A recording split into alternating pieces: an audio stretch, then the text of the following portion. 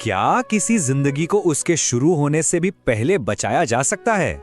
ये सवाल सिर्फ एक पहेली नहीं है, बल्कि एक बहुत ही पुरानी और गजब की कहानी की जड़ है। जरा सोचिए, एक ऐसा विनाशकारी दिव्य अस्त्र जिसे कोई रोक ही नहीं सकता, और उसका निशाना कौन है? एक माँ के पेट में पल रहा एक बच्चा जो अभी पैदा भी नहीं हुआ है। एक ऐसा बच्चा जो एक बहुत बड़े साम्राज्य का, कह सकते हैं, आखिरी वारिस है। तो आज हम एक ऐसे ही बच्चे की कहानी जानने वाले हैं जिसने पैदा होने से पहले ही भगवान को देख लिया था और फिर अपनी पूरी जिंदगी बस उसी एक चेहरे को ढूंढता रहा। तो कहानी शुरू होती है एक बहुत बड़ी मुसीबत से, एक ऐसा पल जब एक पूरे के पूरे खानदान का भविष्य बस खत्म होने ही वाला था। होता यह है कि उत्तरा के गर्भ में कुरु वंश का इकलौता वारिस परीक्षित अश्वत्थामा के चलाए हुए ब्रह्मास्त्र की आग में जल रहा था। और देखिए, ये कोई मामूली हथियार नहीं था, ये एक दिव्य अस्त्र था, एक ऐसी ताकत जिससे बचना मतलब लगभग नामुमकिन था। लेकिन ठीक उसी वक्त जब लग रहा था कि अब सब खत्म, सारी उम्मीदें टूट चुकी हैं, तभी एक चमत्कार हुआ। उस भयानक जलन और अंधेरे के बीच उस अजन्मे बच्चे को अपने सामने एक बड़ी ही अनोखी रोशनी से भरी हुई परछाई दिखाई दी। पर यह था कौन? और वो जो रक्षक थे, उनका रूप बड़ा ही कमाल का था। साइज में बस एक अंगूठे जितने, रंग सांवला, और उनकी 4 भुजाएं थीं। सिर पर सोने का मुकुट जगमगा रहा था और हाथ में एक गदा थी जो किसी टूटते तारे की तरह एकदम धधक रही थी। और जैसे सूरज सुबह की धुंध को चीर देता है ना, बिल्कुल वैसे ही उस रहस्यमयी रक्षक ने अपनी गदा घुमाई और ब्रह्मास्त्र की आग को शांत कर दिया। और फिर पलक झपकते ही वो गायब हो गए।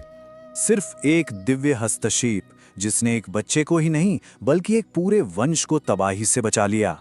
खैर, बच्चे का जन्म हुआ और उसके जन्म के साथ ही भविष्यवाणियों का एक ऐसा दौर शुरू हुआ जिसने उसकी पूरी अनोखी जिंदगी की कहानी लिख दी।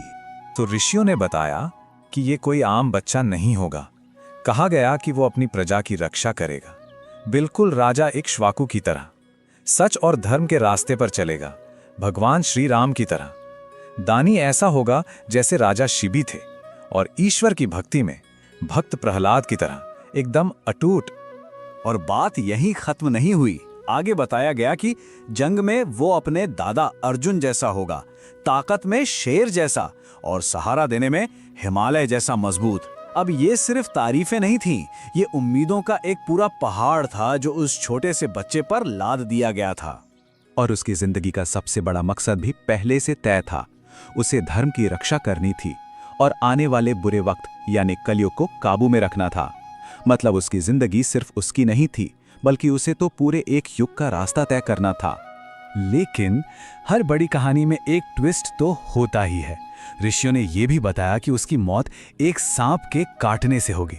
पर यह कहानी का अंत नहीं था, बल्कि एक नई शुरुआत थी, एक ऐसी घटना जो उसे असली सच और मोक्ष तक ले जाएगी। तो चलिए अब आते हैं उसके अनोखे नाम के पीछे की कहानी पर, जो सीधे सीधे उसके जन्म के उस चमत्कार से जुड़ी है। उस बच्चे का नाम रखा गया परीक्षित। परीक्षित यानी परीक्षा करने वाला या खोजने वाला।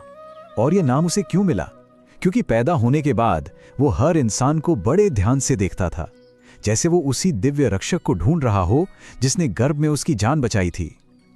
उसकी पूरी जिंदगी मानो एक खोज ही बन गई थी।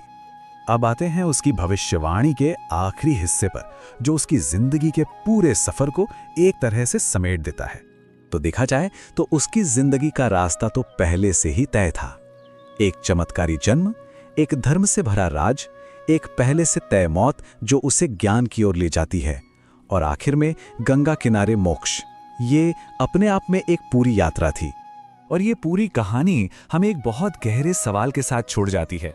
सोचिए, अगर किसी को अपनी किस्मत की हर बात पहले से पता हो, हर जीत, हर हार, हर मुश्किल, तो क्या ये जानकारी उसे ताकत देगी या फिर उसे अपनी ही कहानी का कैदी बना देगी? सोचिएगा जरूर।